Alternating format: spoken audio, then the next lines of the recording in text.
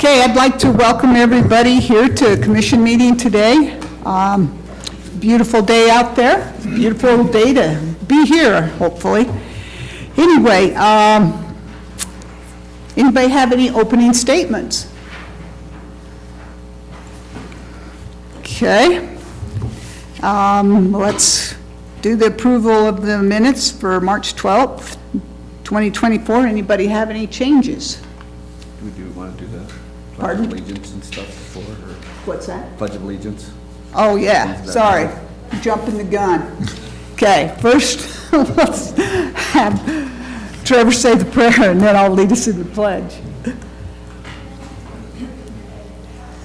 Our dear Father in heaven, we are thankful for this beautiful day today that we can be here as county officials and public, and grateful for being able to live in this area, and thankful for the blessings that it provides our residents. We pray for thy spirit with us this day as we make some decisions concerning the county and their affairs, that we can make the correct decisions and choices that will help each member of our county's lives be better. We say this in his name, Jesus Christ, amen. Amen. Thank you. I pledge allegiance to the flag of the United States of America and to the republic for which it stands, one nation, under God, indivisible, with liberty and justice for all. All right, sorry about that. I get kind of anxious at the start of the meetings for some reason, and then I kind of relax after we get going here. Okay, any changes to the minutes? I have a couple that were given to me by Bonnie. Okay, The first one is on page 9, line 106.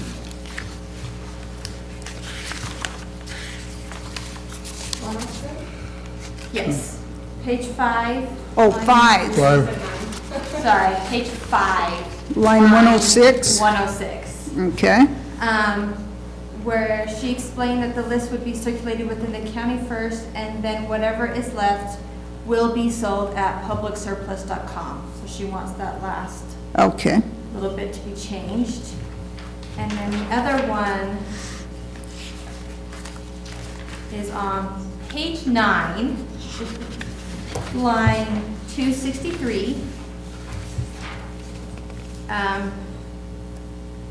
And it's just parcel number MA-352 needs to be MA-3522. okay. So those were the only changes that she gave. Okay, I also noticed something that we probably should add on page 3,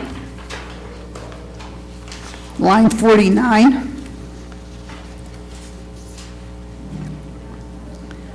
At the very end, it says, "In reappointing Garth Lake to district," I What thought we... line, 49? Yeah, we probably should write, or put what district it is there. District 4. Okay, sounds good. Anybody have any other changes?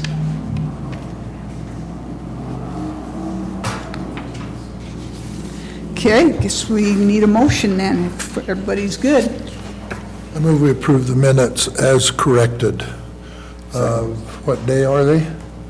From 15th? March 12th. 12th of March, 2024. Second. Okay, we have a motion to approve the minutes in a second. All those in favor? Aye. Okay, that is approved. Any follow-up action items from March 12th, 2024?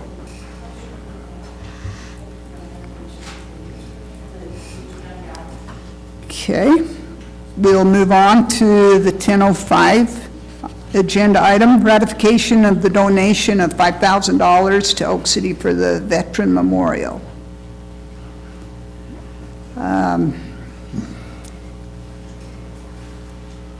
Would we need a motion? Motion to ratify our action? Okay.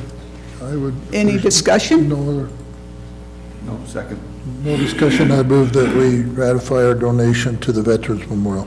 Okay, we have a motion and a second. All those in favor? Aye. Okay, that's approved. Next, ratification of the agreement for reevaluation of commercial land and improvements within Millard County with Lixie Valuation LLC.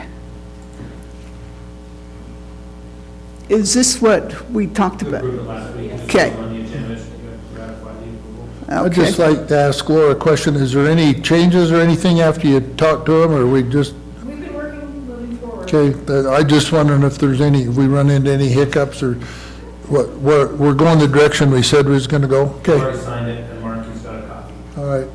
Okay, so we need a motion to I would ratify. move that we ratify our agreement on reevaluation of commercial land with Lixie Valuation LLC. Second. Okay, we have a motion to ratify the agreement with Lixie Valuation. All those in favor, say aye. Aye. Okay, good with the ratification of that. Next, discussion and possible approval of continuing participation in the Lagoon Discount Program. So in the past, we've done, we participated with the Lagoon to offer a discounted promotional code for our county employees and their family members. In the past, I had to do a lot within my office, but last year they changed it to an online code. And the discount rate would be $74.95 plus tax per passport, with $1 processing fee online. If you guys want to continue with that, then they'll send us, I'll just need an acknowledgement signed by the commission chair, and then they'll send us a promotional code that we'll put on the county website under the employees only, so that they can access it and start purchasing discounts. They didn't say when it was going to open this year, and usually she tells me, but I'll put it on the website when I add the, Okay, and it doesn't cost county anything, right? no, it's just completely free to us to receive the discount. Employees just pay as they want tickets. Okay. Anybody else have any comments? I move that we approve the continuing participation in the Lagoon Discount Program. Second. Okay, all in favor of approving the Lagoon discount? Aye. Aye. Okay, that passes.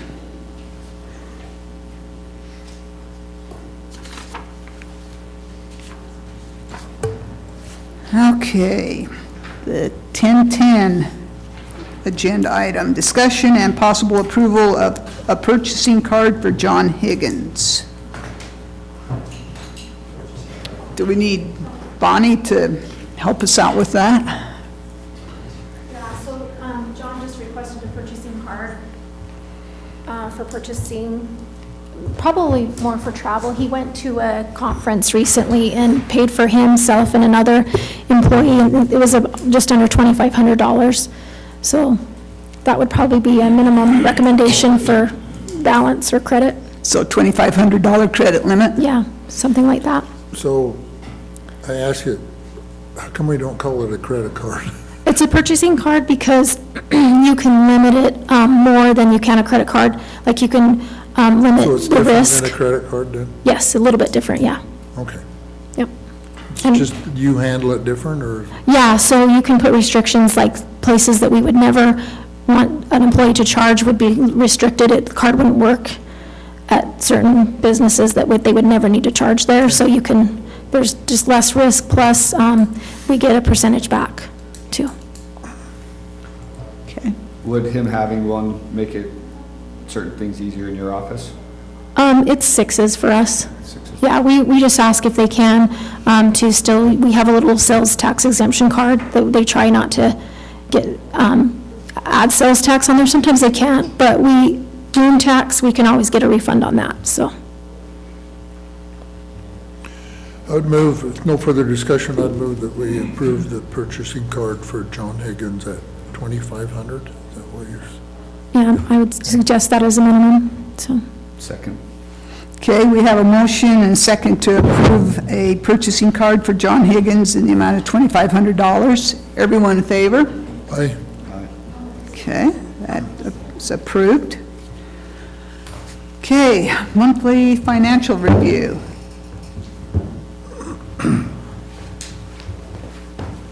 Bonnie, I think you sent me a text that you meant to send somebody else about bringing something to you.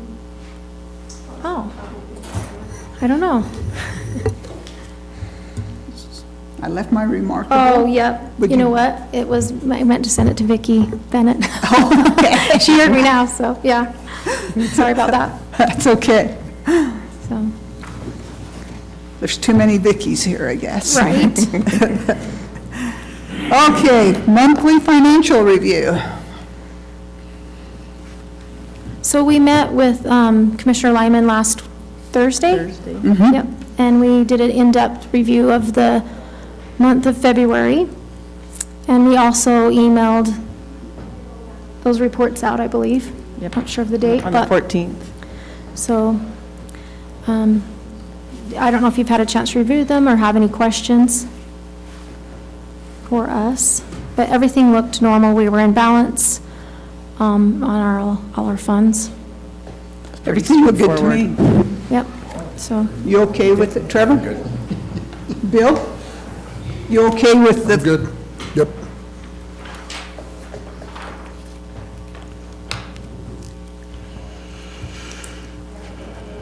And we're still making quite a bit of money off of interest, so that's awesome. yeah.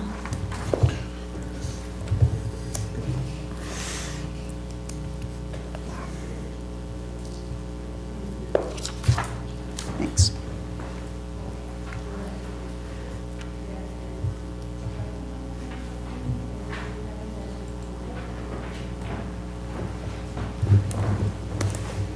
Okay, thanks, ladies. Okay, 10:15 agenda item, discussion and possible approval of a credit card for Aaron Fawcett. Hello. Morning. So Aaron took over our court services position that was vacated by Ben Stevenson. If you would just say your name for the record. Lindsay Mitchell. So I've received his credit card back from him, from Ben Stevenson, and we just reissue one to Aaron Fawcett. So it's not an additional one, it's just a swap and a change Okay, there.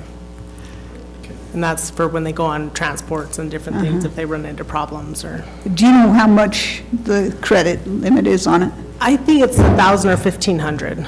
Okay. Guess we can have Bonnie just switch it over for the same amount. Yeah, I think 1,000 would probably be sufficient.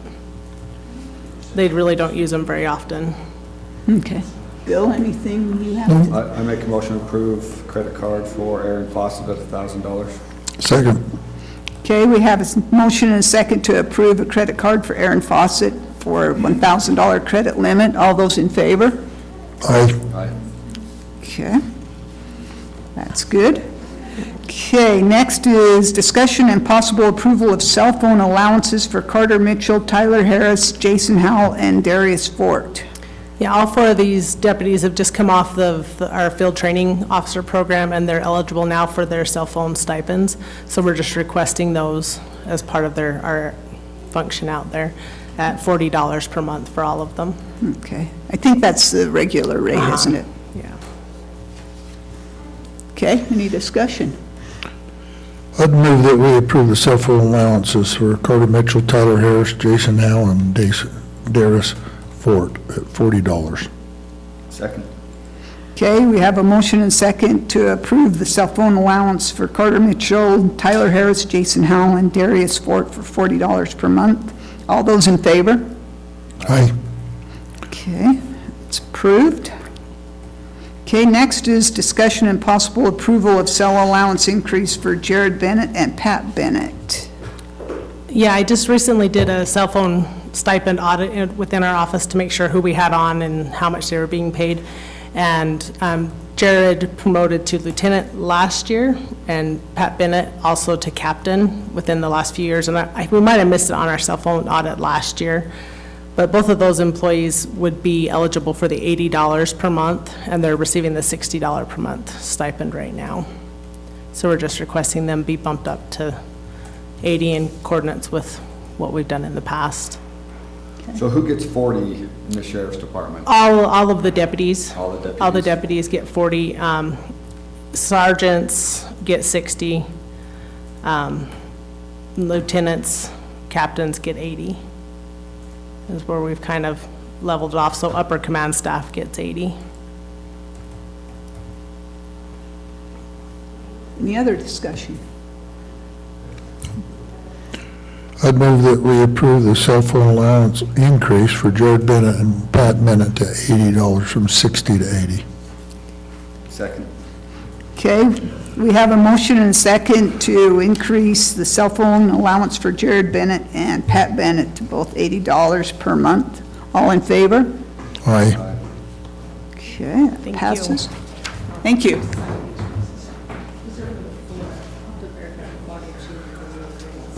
Okay.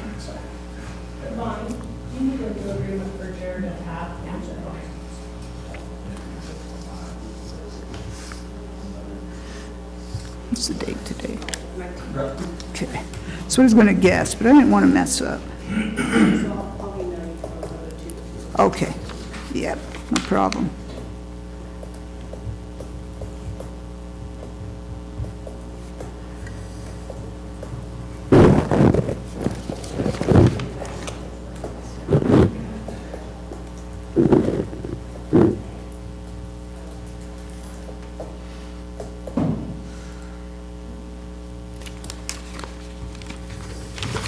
Oops.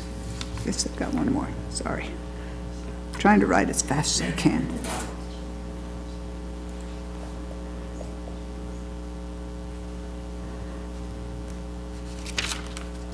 Okay, double check. Okay, I think we're good. Thank you. All righty. 1020 agenda item, discussion and possible approval of resolution 24-03-19, a resolution of the Board of County Commissioners of Millard County, Utah, establishing the 2024 Sunset View Golf Course fees. All right, will you state your name, please? Casey Fowles. Okay. I think I've got a copy, I don't know if everybody else does, of what you suggested for the,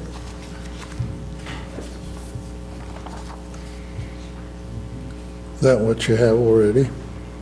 Does it yeah, have the I don't fees know what on the there? difference is on this. No, the fees are on that one. We have a separate. That's just the resolution I sent, that's not the fee. The resolution has to be attached, so Casey has that. Casey has that one. Okay. Fees? Are these exactly the same, these two? I think they might be. Okay, Yeah, that's, what I sent last night is just the adopting language. Yeah. of the resolution. I've got a copy of the fees here, I guess you do too. Did you see? I've looked at them. Okay, anyway, do you guys have, I don't. did you see these? I Okay. did not. He's got what he'd like to have us put for this year, So- and then in 2020, was it 6? Yeah, I would just suggest that we, kind of get on a schedule and look at it every 2 years and kind of see where we're at, instead of kind of waiting in the past where we haven't done much. Just do smaller increases over time to stay up with the rising costs of stuff. So that's what I would suggest. Oh, go ahead. The regular, what I did is kind of break it down into, because you guys had kind of, in the original email, had a weekday and a weekend rate, which is fine. So our cart fee would go up $1, and then our green fee would go up $1 to get to that $20 weekday 9-hole rate with a cart, and then weekend and holidays, the cart fee would remain the same, but the rate would go up $2 to get to the $22. And with those corresponding rates, we would adjust our season passes to reflect kind of that increase in the daily rate. What we try to do is get it to where it's about 49 whole rounds per year. That makes it, once you hit 40 rounds, they start seeing the discount, I guess, up to 40 rounds. They're kind of just it's kind of a wash for them to buy a season pass versus just paying a regular fee, but after that 40 round mark, then they're going to start seeing a discount, so anyway, that's kind of how we base our season pass prices.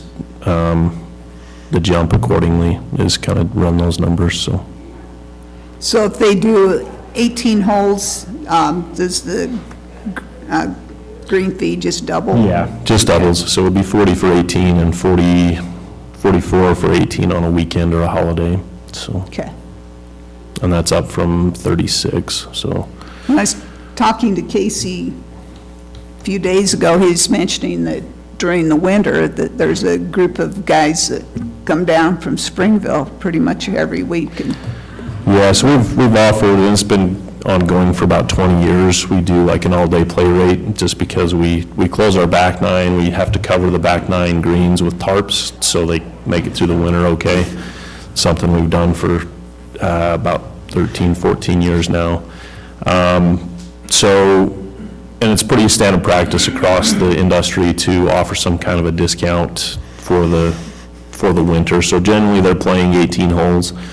You know, on a good day in the winter, it's not like they're playing, 54 holes, but we offer just like a come down, play all day for a discounted rate, and it brings some people down, so, yeah, I think it's great to get them to come this far. yeah. Do you get any season passes from people out of the area that?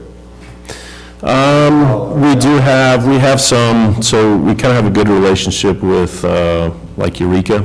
We have probably, I would say, on any given year, probably 5 to 10 people from Eureka that buy a season pass. We host their, so Nephi's actually closer for them, but we've allowed their high school team to practice and hold some events there. So it's kind of been good because we, in return, get, instead of them driving to Nephi to play golf, we get a lot of the business from them, from the people in Eureka. So it's kind of been good that way. As far as past that, we don't really have a whole lot of.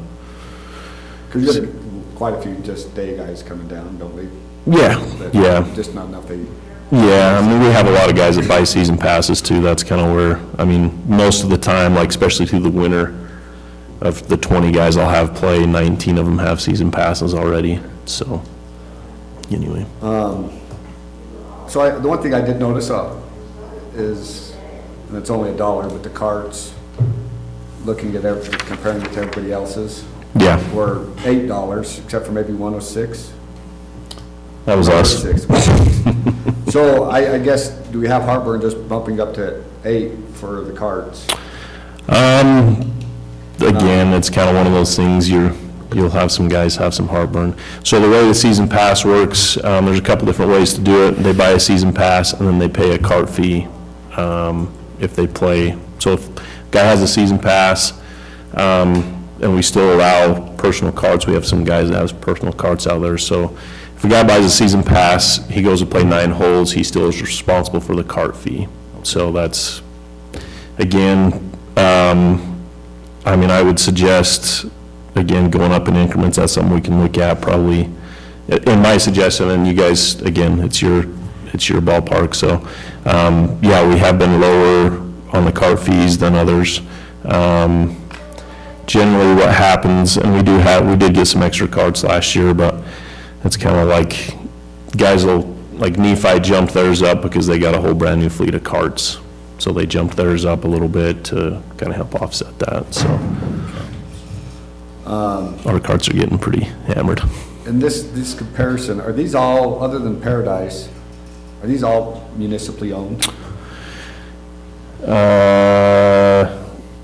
Yes, Canyon Breezes. Some of them state. So we're not the only ones that own a golf course, is that what you're telling me? Yeah, everyone on that list, yeah. I'd say in Utah, it's probably 60% of the golf courses are owned by either the city, the county, or whichever area. Like St. George City has, I don't know, 6 golf courses. Cedar is city-owned. On the state level, there's quite a few that the parks own. There's 4. Parks have good handful. There's 4, but like Salt Lake City owns probably 5 or 6, Salt Lake County owns 5 or 6, Provo City, most of the municipalities. Utah's kind of an anomaly that way. Everywhere outside of Utah, it's mostly country clubs, and you have a small portion as municipality. Utah is just the exact opposite. It's majority municipality, and then a smaller portion of those are privately owned or country clubs, that sort of thing, so. I guess, and I'm with you, probably ought to move it up maybe a little bit more slow, but I don't see any reason why we're at the bottom of fees. We got a nice golf course. No, It's fun to play. You yeah. guys do a great job. So I do think over time we need to get to where we are.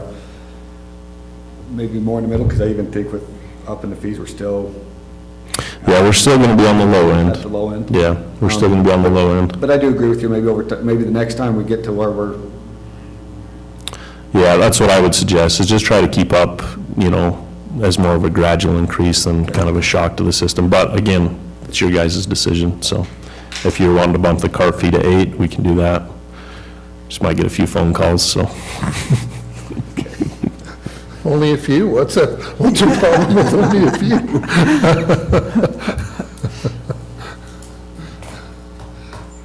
So if we do that, I mean hypothetically, are you wanting to take the numbers up? Because if you bump the cart fee to 8, then that would, are you wanting to go to like 21 for 9 holes and 23? Is that what you're looking at?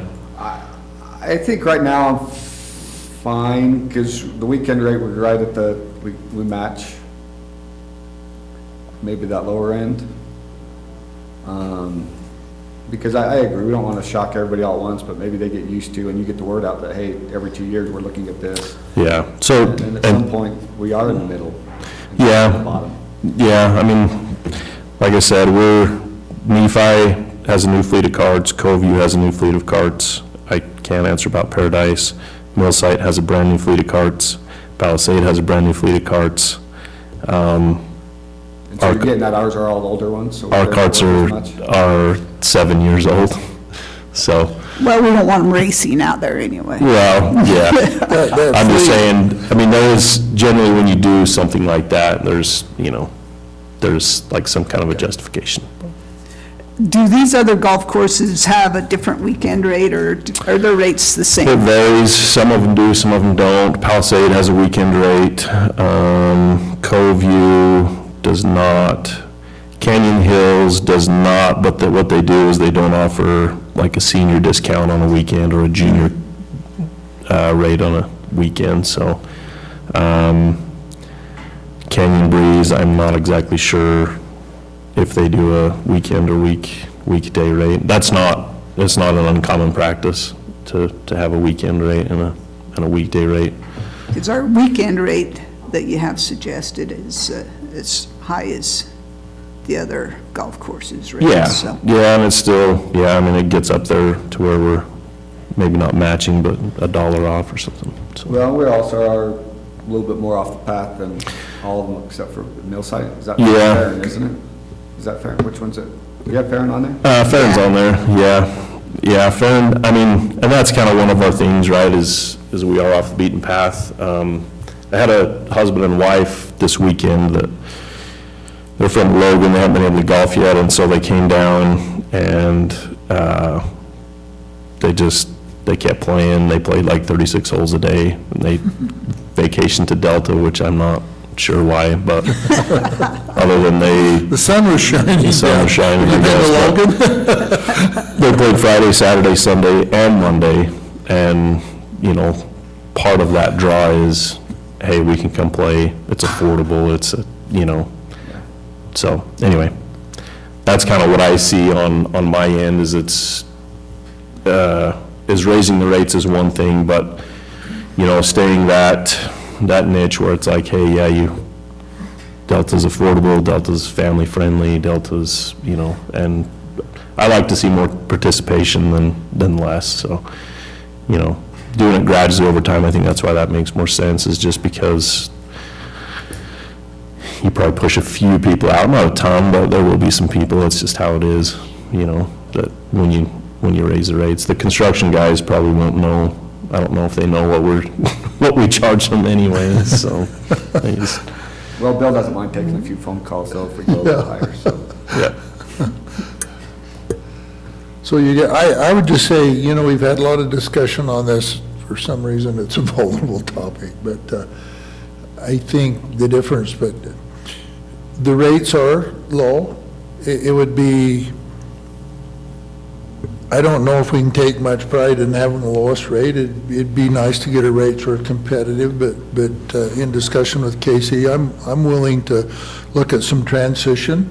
We're probably not where we ought to be, but hey, I'm perfectly willing to take what you got here and be able to move it up, and let's look at it and see. We don't want to discourage participation, and I think we can do that. We wanted to do something. I appreciate Casey because he's come back to us with an alternative, a solution, and I think that's good, so I'm good. Let's just go forward. Let's just remember to look at it Okay? the next year or so, and make sure it's on our radars. I'm good with what he's presented too, so. Okay? So I make a motion that we approve the rates that Casey's given us, presented us. That we approve the resolution. 24-3-19. Second.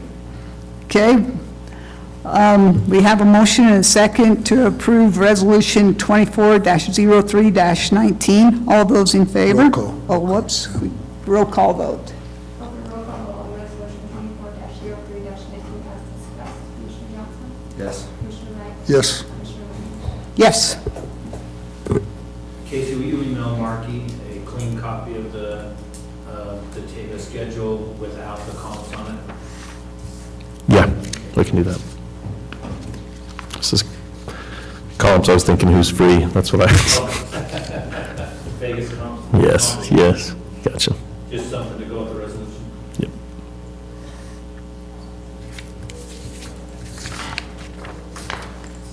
I only signed one of them. Okay. Next, discussion and possible approval of Resolution 24-03-19A, a resolution of the Board of County Commissioners of Millard County, Utah, establishing a policy regulating the sale and use of alcoholic beverages at Sunset View Golf Course. So the one I just passed down is different. It's just a little, some of the language is cleaned up from the one I sent last night. Okay. And I apologize for being so slow at that. I've been waiting to hear back from our insurance carriers to make sure that we're not assuming more liability than we should, but I think that covers it if there aren't concerns or questions. Did that work for you? Yeah. Yeah, we discussed this last week, so. What? The one from last meeting's correct. Yeah. The biggest concern they had was use of carts. They want no one that's even had a drink to operate carts, because that's, if we knowingly allow that, then we have all of the liability. So how do we prevent that? We put it in our policy and we put it on a sign. Okay? And if Multiple they, signs. Kind of like the way we do the transfer stations at the garbage. We get that kind of response. so if they still want to golf, they can walk and carry their clubs, right? Yeah, or some of them might still operate carts, but the thing is if we knowingly allow it, then we're on the hook. Yeah. We've got to make sure that it's at least communicated to the golfers that they can't operate carts while they're consuming alcohol. So Pat, give me a quick overview of what we've changed, what this allows that we didn't allow before, just simply, so. So this, first of all, So when someone allows- asks me, what do we do now, we didn't do, or wasn't supposed to be doing last year? Well, so as I explained in the recitals here, it wasn't just one policy. It was kind of a mess and a conglomeration of lots of rules and policies that have been adopted over the years. But the effect was no alcohol on any county property, ever. Okay. So what this does is it acknowledges all of that, and then it permits the third-party food vendor to obtain a beer license and to sell beer from the clubhouse. Okay, so this is specifically a clubhouse, it's not, So, Well, they can- Anything else? So the vendor license is specific to that. The use permission is for the whole golf course. okay. so the way I understand it too, there's two different types of beer licenses. There's an on-premise and an off-premise. So, and I'm not sure which way, what she's going, so the off-premise is just like a gas station. Like, you can buy it there, but you have to go off-premise to use it. So what The this on- policy does is it permits her to sell beer pursuant to her license, subject to Okay. whatever her license allows. Is that a state license? Yeah. Okay. Yeah. And then the second thing it does is it permits patrons to consume beer on the golf course. And then it imposes a couple of restrictions, can't have wine or whiskey or vodka or those things. Yeah, other hard liquors. Yeah, and then they can't operate golf carts. And then finally, they just said, golf course patrons shall obey all laws regulating the use and possession of alcoholic beverages, including laws prohibiting intoxication and disorderly conduct, laws prohibiting driving while under the influence of alcohol, and laws prohibiting the possession of dangerous weapons while intoxicated. Okay, And then we'll work together to get some signs in places where we can put them effectively on notice of those restrictions. Any other discussion? okay. Okay, guess we need a motion then. I make a motion to approve resolution 24-3-19A. Second it. Okay, we have a motion and a second to approve Resolution 24-03-19A. Roll call vote?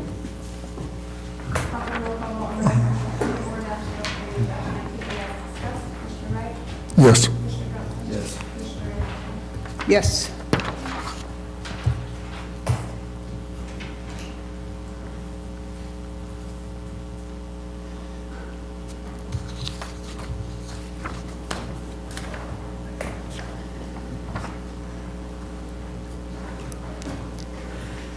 Okay, next, 10:30 agenda item, discussion and possible approval regarding META board appointments. So I do have a little bit of information. This has turned into another, like so many of the things that we've had lately, it's turned into another, where over the years, sort of taken on a life of its own, but I am concerned that their bylaws are not consistent with the statutes that govern them, but I'll have Denton work with them to correct that. But as far as the appointment of board members, those are personal specific appointments. So I think we've kind of gotten into the rut where we say, for example, there's a Delta City delegate or a Delta City appointee. And so that's whoever Delta City sends. Well, that's not what statute says, and it's not what the bylaws say. It's a personal appointment. So the Delta City doesn't appoint that person, you appoint that person. And that's the person who's on the board, and Delta City doesn't have the option of sending somebody else in that person's place as a voting member of the board. So that's one of the things, but I'll have Denton work on that. But as far as appointing members, I think that's the thing to kind of keep in mind. In fact, isn't it just recommended that there's two from municipalities and it doesn't? Whatever it says, I just use that as an example, because we've gotten to the point where some of the different groups that were represented would just send whoever they wanted to send. And that's, they're specifically appointed by the county commission. What the bylaws say now is there's part of the board that should meet some category, and Yep, that's true. We just to get everybody, you know. some of those are statutory, some of those are from statute. Some of those are statute. and- Some are just added by the META board's own. So that bylaws was basically developed after the statute was put in place. You don't think it's consistent with the statute? I think there's a few Because issues. they did that after the statute. That was really kind of happened just before I got here. But the statute was already in place, and you're thinking, and that's what we need to check. But right now, we can go with the bylaws that we have. Right. Okay, As far as appointing members, we're fine. okay. So that does the multiple interests come into effect, or not? The multiple interest. Of board members. Okay, so if there were more posted and there were seats vacant. Well, I mean, we can still make the call as, are they, do they fit in one of the categories that are required? You can still do that, but if there are more, then I think we would treat it like we would treat a vacancy on the planning and zoning, where we'd interview and decide. I don't think this is the one thing that I'm still not super clear on, is it sounded like that the META board itself wanted to either reduce or expand the number of board members. They wanted to stick with 9, and for some reason, they thought there were 2 vacancies, but there's really only 1 to stick with 9. And they suggested, out of the people that had applied, they suggested Adam Richens because he met the criteria on the bylaws that said 1 person should be a county employee. Well, that, they can suggest that, but obviously you have to make that Yeah. determination. And so that's who they wanted to suggest to us to approve. I guess it's, you would just have to make findings that that's the one that fits the criteria of the open seat. That's what would have to be done, if we're gonna just do the one. I'm not sure that I've seen, but what I think Adam's the only one that has filed who fits that criteria. Yeah, there were So, some I don't know if others you want that, further discussion, I would move that we appoint, we got one more appointment, I'd move that we appoint Adam Richards to Okay. fill that vacancy. I was just followed up with finding that he's the only one of the candidates that fits that Mm-hmm. criteria. you want a second? that? Okay, we have a motion and a second to approve Adam Richens to the META board. All those in favor? Okay, that's approved then. One of you, who's over, is it you? I am, yes. She is. You, are you allowed if other people know, or do you? I don't have their contact information. Okay, Yeah, that's good, thank you, because sometimes we don't follow through, and we do. yeah, I've seen a couple of them, and it says we're maybe gonna, but if you'd let them know, that'll be helpful, or whoever. yep, I definitely can do Somebody that. needs to call them and let them know what we've done. So they're just not hanging out. What was that, because that's the only copies I have of that. Well, let me write it down, I'll give them back to you.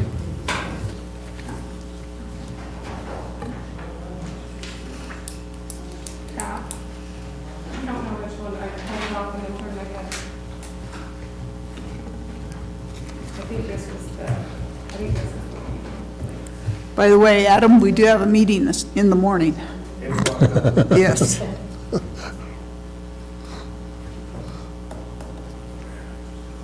Well, we have a moment, if there's anybody who has not signed our roll, I invite you to come up and print your name, please, so that I'm able to put on our minutes. So I do need to be able to read your name. Okay, moving on. The 10:35 agenda item, discussion and possible approval of amending Mallory Wood's anniversary date for purposes of step and grade administration. So this all came about because a year ago, we approved part of a promotion for Mallory Wood to a county clerk, but she gets paid from 3 different areas within the county, and we only gave a promotion within one of them. And then about May, we gave the next move for her pay scale. And it was probably a mistake altogether. We should have just either done both of them all up front or done both of them all and waited till May. But we got it kind of mixed up, or just got mixed up. And so to bring everything back whole for Mallory, and the whole office is kind of this way, to get partially paid from the landfill and the clerk's office or city court. And so it's just kind of a big mess that probably me personally messed up last year when we started getting in on this. And so what I want to do is just bring her anniversary date from May up to January, and now all of her pay is even and has a similar anniversary date.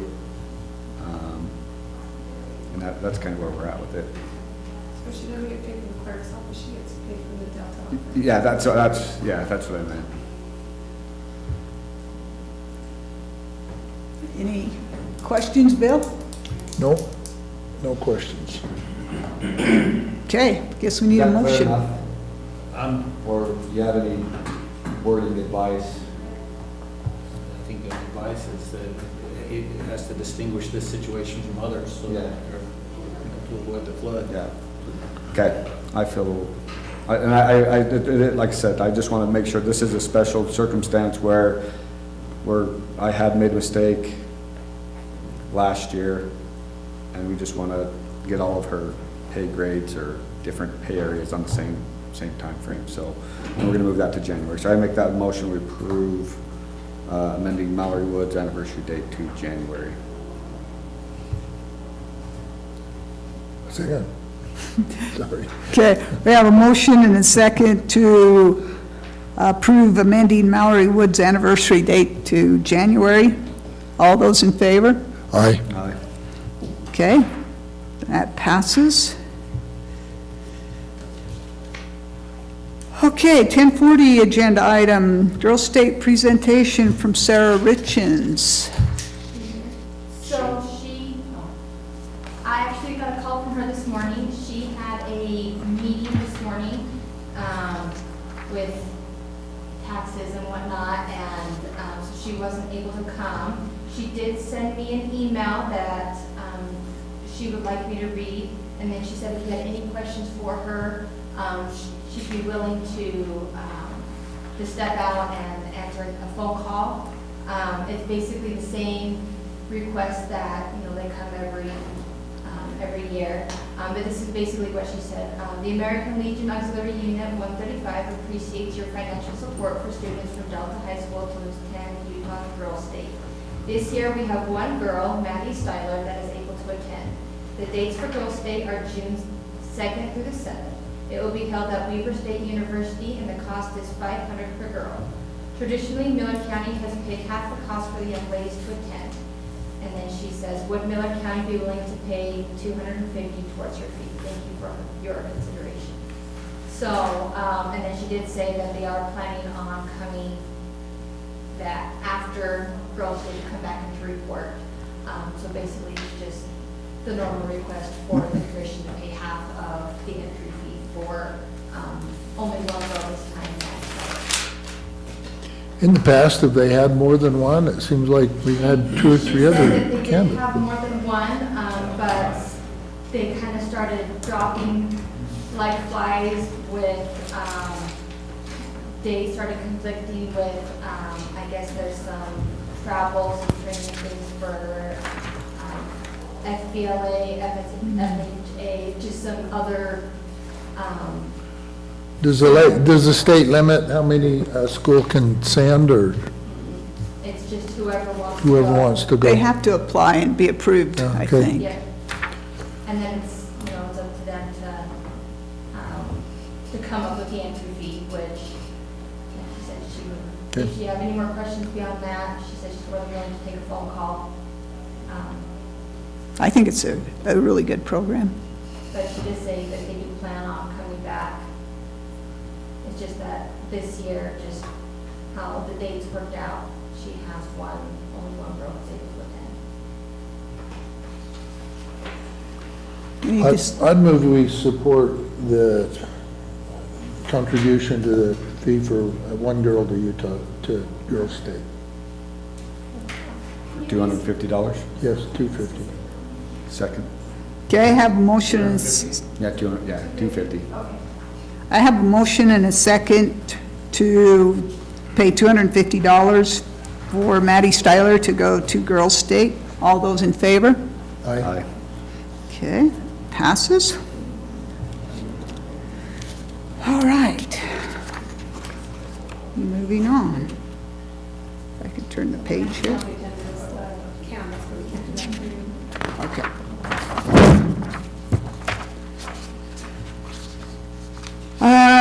Next, public input. Anybody have public input?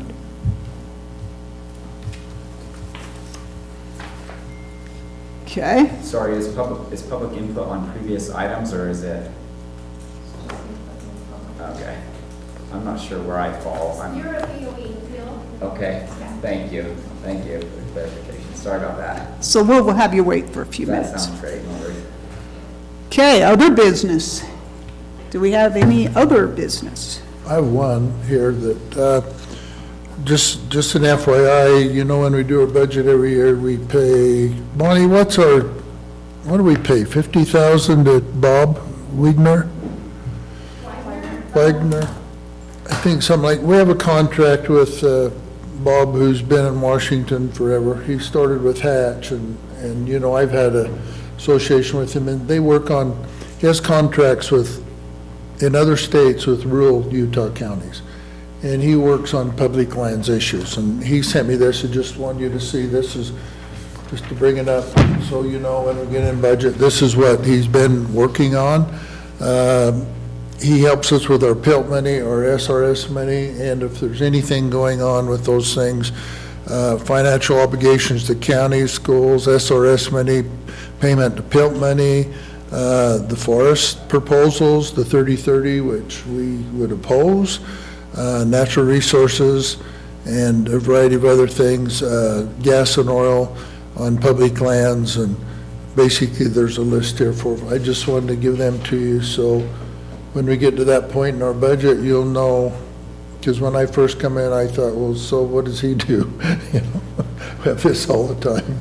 I think we did this for probably 15 or 20 years, but that's just so you might have the information Okay. of Thanks. what he works on, and if we are individually or collectively have any, want to get any information or want to discuss any of the items, he'd be very willing to, you know, Bonnie has his phone number, we'd be very willing to find out what we're doing if you see what's happening in Congress, and he can give you a whole bunch of information on bills and things that will help us as a county. So, and he does that for multiple counties.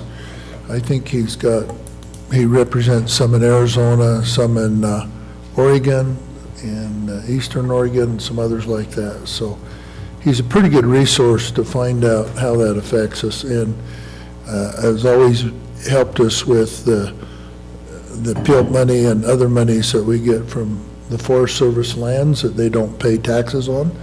And so there is certain things with gas and oil they're supposed to give us in lieu of those taxes to help us maintain them. So that's basically what he's done, so Good. just for your information. Okay. Anybody else have other business? Just quickly, I think you all got the email from Johnny. They've amended our coverage from USIP, not in ways that really impact us. I don't think one of them, they've eliminated coverage for anything related to PFAs, which are chemical that's usually used in manufacturing, so I don't think that one's going to impact us. The one that will potentially impact us, although it'll be fairly remote, the risk exposure is pretty small, contractual liability. Someone breaches a contract with us, USIP won't cover our losses for that breach. So I seen we got an email, I didn't read, is that what that was? Just a few changes, but not real affect us? Not, I mean, that, pretty remote, chances of them Yeah, impacting us are All right, thank you. slim. For the record, Bob Wagner, 16,000 a year for the last. 16, okay. Thank you, Bonnie.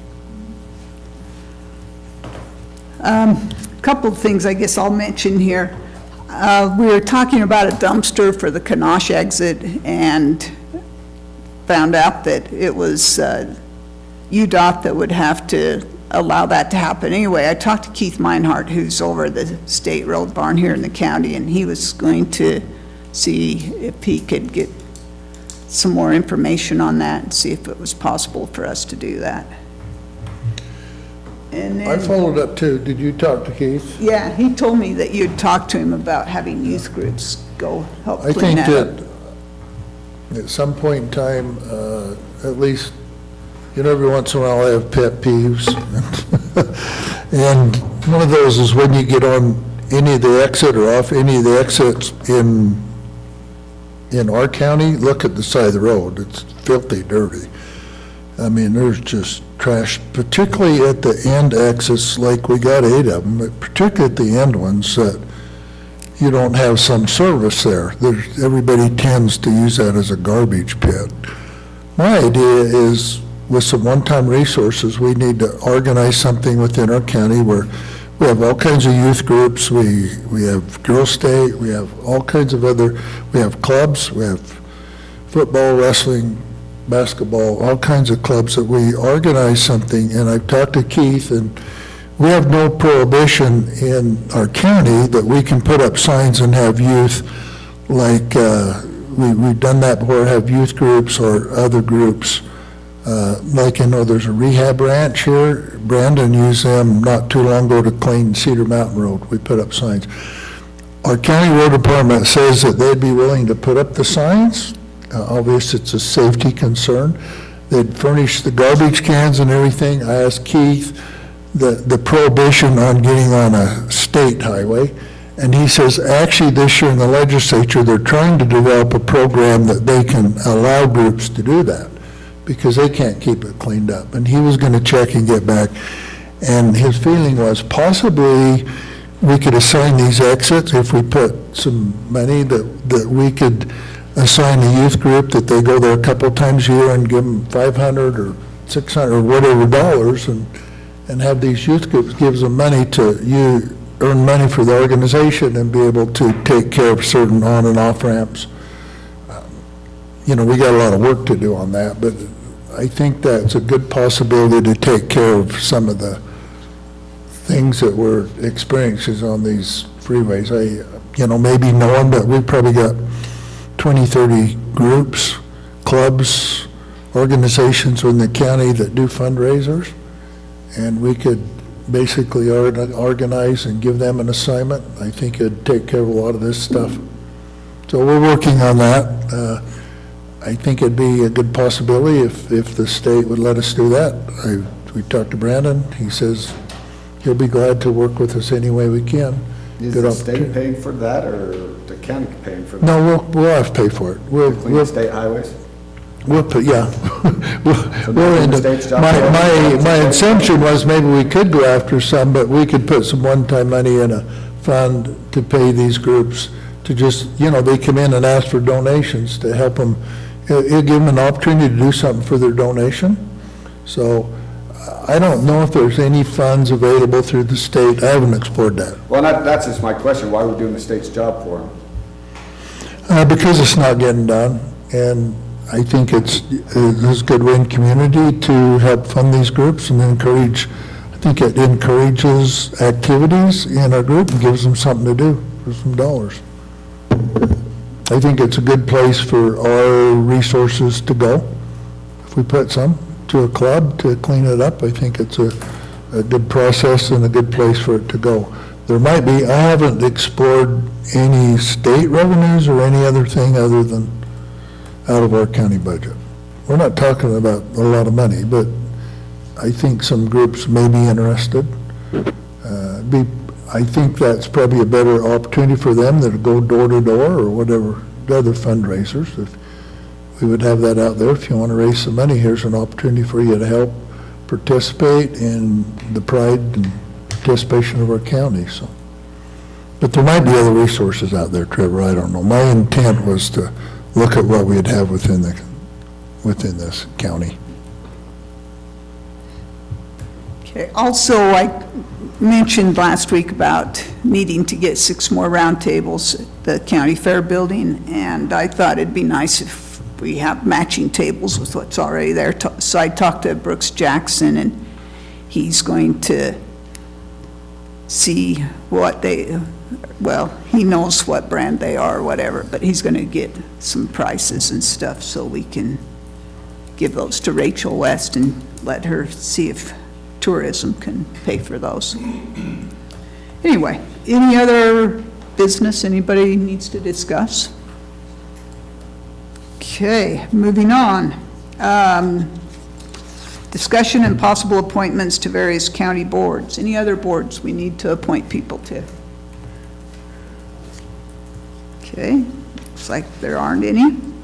Possible approval of applications for settlement or deferral of delinquent property tax.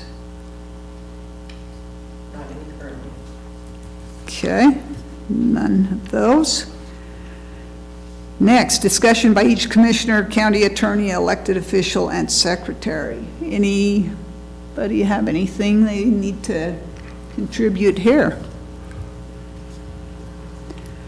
All right. Possible Board of Equalization discussion and/or action. Looks like we need to go into BOE. So we have a motion to go into BOE. I would move that we enter into BOE. Second. Okay, we have a motion and a second to enter into BOE. All those in favor? Oh. Okay, all those in favor? Aye. Okay, we are now entering BOE. I don't know of any.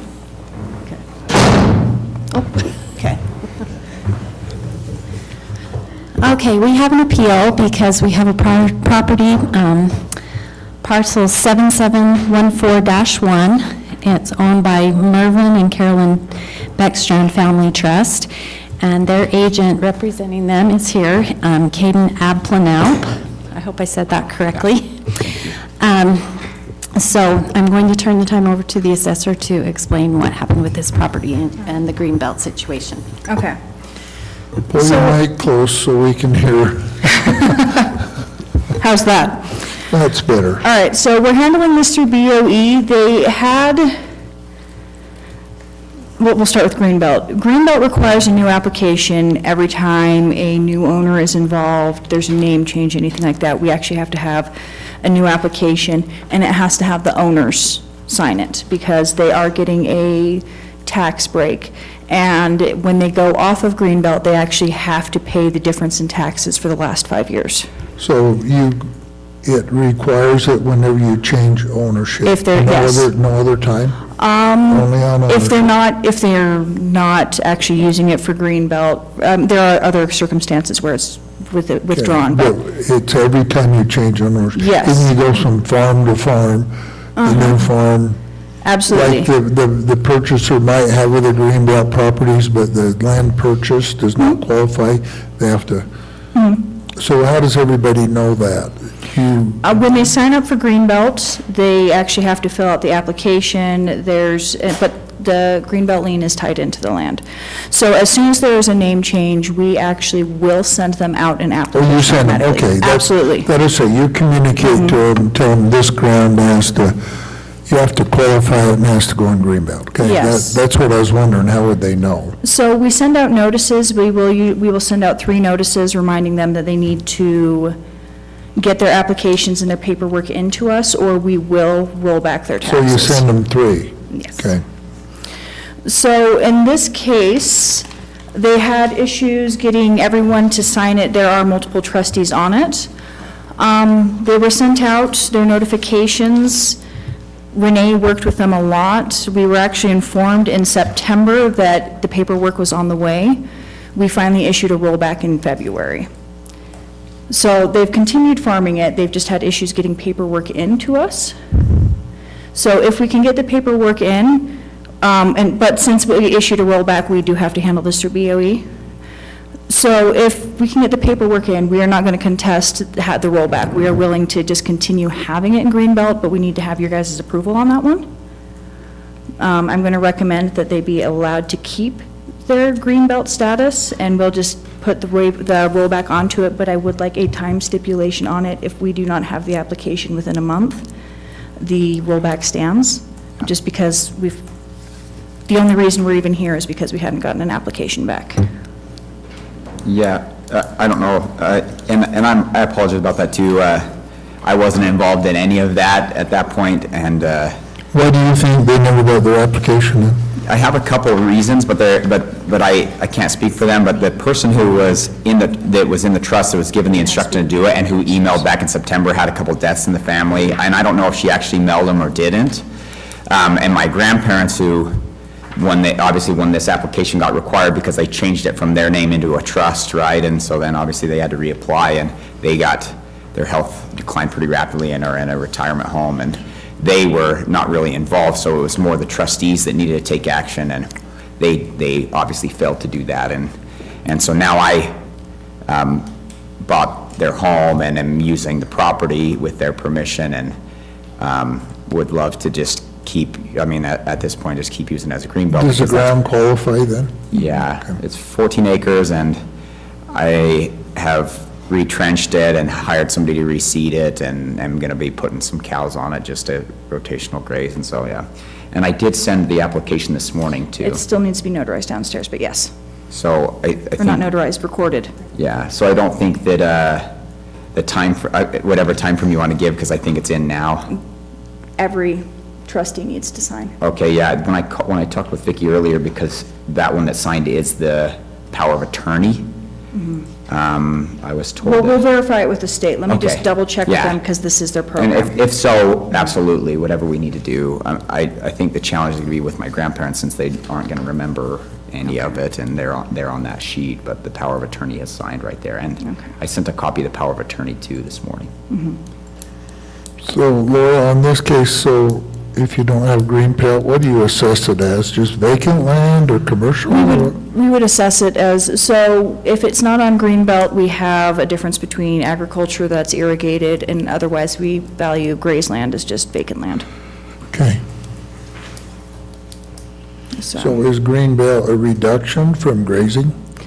Greenbelt, so when they are on Greenbelt, they're only paying a portion, a reduced portion that is actually set by the state. They're the Yes. ones who give us our cost tables, and they're only paying that portion of taxes per acre. It's just as long as they keep it in continual agricultural production, they're allowed to continue paying that reduced rate. But when it comes off of Greenbelt, they have to do the last 5 years. So it's essentially putting a lien on their property. So this does follow the property, not the owner.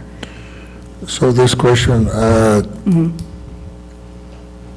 in some ways the state does, but I don't think so, but just remind me, the state don't reimburse us any of that reduction to the county, we take it all, okay? In some ways they do, they reduce it and then they give us a reimbursement. I can't describe all those ways, but. As far as I know, I've never seen any sort of reimbursement from the state regarding Greenbelt. I think it's just a lowered set rate. Yeah, okay. Yeah. I wouldn't think they would, but I'm just searching, asking, I guess. The person who normally handles Greenbelt, she's actually out today, so she'd be able to say for certain what does and does not need to be signed. I can check with the state and have a official response later today. So, Any other questions? No. Okay, I guess we need a motion. I would move Oh, that- whoops, we gotta go out of BOE, sorry. No, you do the motion. Okay, Do it in BOE. let's do the motion. I would move that we accept Laura's recommendation that we continue under, if they get the proper paperwork in, that we continue to allow or have the allowance of greenbelt for this property. I don't know how you want to describe it, but Do we need a parcel number, or are we good? you can say parcel number do is. you want a date on that? We need within 30 days, or they, as you say, they still, 30 days? he says you have it, but you Let's go still don't 30 have days. what you need, okay. That they, needs to be to our assessor's office within 30 days, the proper signatures and approvals. Which might be there now, today. It might be. Hopefully. Second. Okay, we've got a recommendation, a motion, and a second to approve letting this parcel be maintained as greenbelt status, as long as the paperwork's all taken care of within 30 days. All of those in favor? Aye. Aye. Okay, that passes. Thanks for coming. Thank you so much. I move that we go out of BOE. and- Don't close BOE yet. Oh, We don't? have tabled items from last week. Okay, sorry. No. So we tabled several parcels for continuing exemption application. I have a list for you. Let me hand that to you.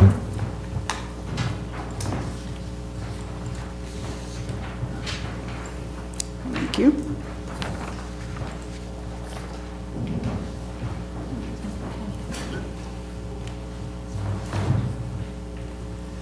we table them all or just table these? So these were the ones that we tabled. Okay. The Topaz Museum, I remember when we we were tabled. waiting on their continuing. And did they get it in? Yes, it actually came that afternoon, last great. Tuesday afternoon, and everything was in order for that.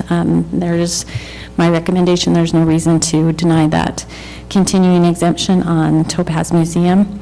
And then the 2 Intermountain Healthcare parcels as listed on this list, you tabled because you had some questions. Yeah, I did. And the representative from IHC, she was notified of those questions and had given you a She call. spent a lot of time with me on the phone. Okay. Were your questions answered? We got our attention.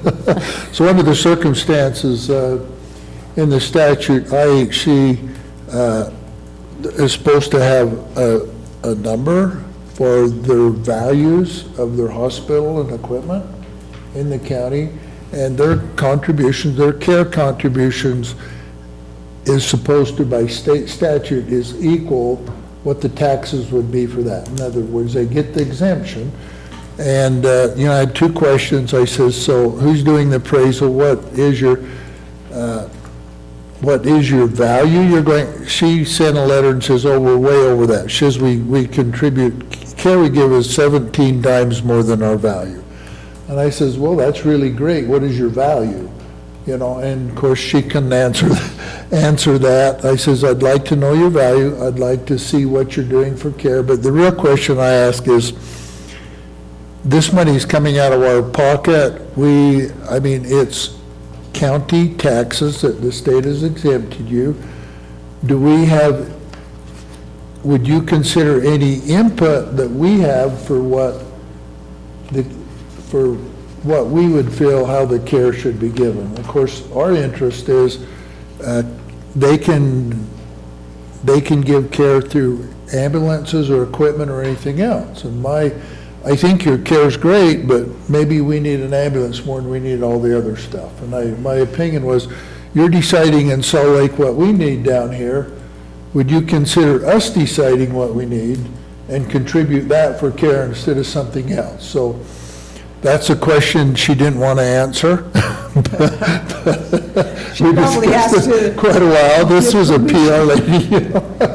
And what she's did, and I will go ahead and move that we approve these, and the agreement, they was gonna come today, and I says, don't come till you get the answers. They're completing, she says they're completing an audit and their paperwork, and in the next month, they will have the answers to those questions, whether they'll consider it, or is it strictly up to them and what the values are. So I indicated that I would approve it, and I would expect that they follow up within the next couple of months to give us those answers. So that was our discussion, because she can give me the answers to those questions right now. So I'd make a motion that we approve these for an exemption, and we would expect that within a short period of time that they would come and meet with us and be able to answer those questions about the 2 or 3 questions I asked her, so. Okay. Real quick, so I noticed on the last week's minutes that you have David Skeena having property that was not approved. It used to be exempt because it was owned by Deseret Heritage Park, but he has purchased that, so now he will have to start paying taxes on it. No, I know, but it's not on, It was We already approved. passed It that. was approved to be removed from exemption We already approved it last to week. remove it. Yeah, we already took care of it last week. Yeah.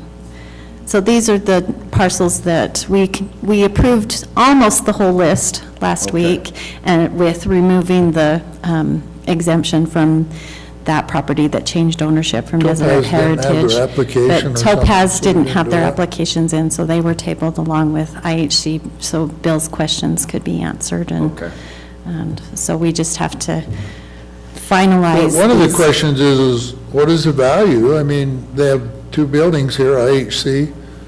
They have millions of dollars worth of equipment, would be personal property tax. I mean, who's setting that value? I'd just like to see where it's at.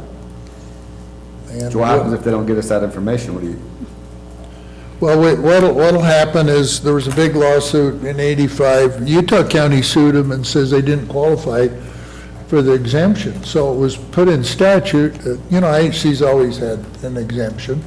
So it was put in statute that and that was the part of the statute, that they need to do a care contribution at the same level that their taxes would be. In other words, if they owe us $1 million taxes, that care contribution to this county should equal that.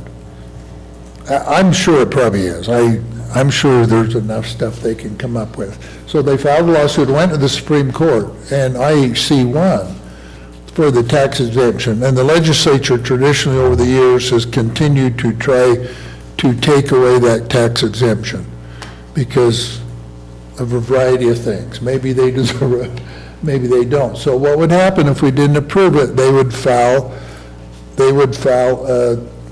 a suit against us, and then we could go to the court and defend our reason. If we had justification they wasn't meeting their criteria, we could win that battle. But if we don't, then we would lose that case in court. So I'm not sure, well, I'm pretty positive we don't want to take that on. However, they need to be at least accountable. From